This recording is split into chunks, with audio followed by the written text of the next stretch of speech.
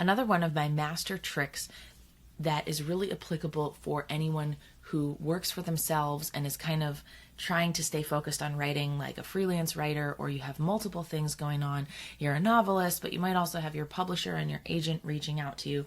I like to use autoresponders to tell people that you're not available. Now, of course, this isn't necessarily easy if you work in an office environment. However, I'd encourage you to read the book Deep Work by Cal Newport and Tim Ferriss, The 4-Hour Workweek, because they both discuss this idea of going into really focused zones and not being tethered to your email all the time, and bringing that up as a productivity tip in the office and framing it with your boss the right way may help to get some buy-in.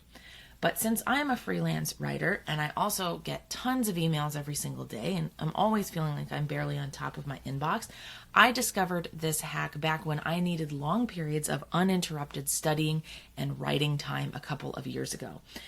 I feel like we live in this digital society where everyone is attached to their phone or their computer all the time. So we expect instant responses. You know, someone sends you a text message and they want to know why you haven't answered within 30 seconds. So in some ways, we have to dial it back and train people that we're not always going to be instantly available to respond to their crisis of the day or something that really isn't that urgent. I've had to do this with some of my freelance writing clients, and many of them didn't even realize that they were doing this. They have a tendency to forget that they may not be my only client and I'm working on other projects or in meetings with other people. And so the last minute concept of reaching out and expecting an instant response doesn't work. So autoresponders are a great way to teach other people that you will not be tied to your email.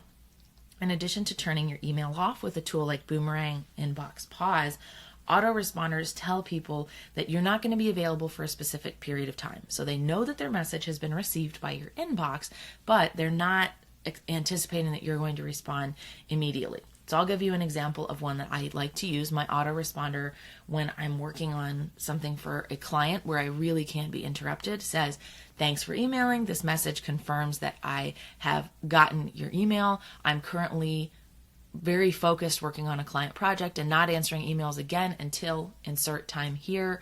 Thanks again for reaching out." That helps show, it does two things for me, actually. It shows my clients that when I'm working on their projects, I'm not getting distracted by email, especially if I'm charging them hourly and like billing them time for getting distracted by someone else's emails landing in my inbox. But it also tells them when they may be able to expect a response from me and that I won't be answering right away. This really helps people to realize that this kind of instant response society isn't going to work for everybody, and that it's okay that you're not doing immediate responses.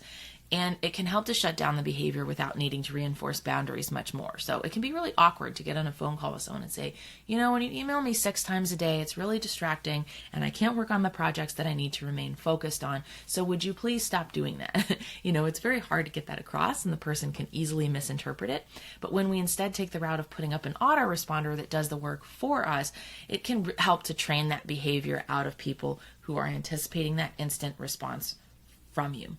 So I used autoresponders and found that this was really effective. When I spent 6 weeks studying for my qualifying exams, I was just unreachable for many hours of the day, and getting those messages out of my inbox also helped people realize whether or not the email they were sending was truly necessary. So some people rely on email too much when a 10-minute phone call could have addressed the questions that were sent in 5 different emails, and getting that autoresponder message back that this person is not available right now can help to teach people, well, is this really worth emailing? Because he or she's not going to answer until 4 hours from now. So maybe I should just wait until the call we have scheduled later this week, or maybe I should consolidate all my questions into one email or something like that. So it serves a lot of purposes while taking some of the pressure off of you being the mean person of saying, hey, please stop emailing me. Your emails are really unnecessary and super distracting.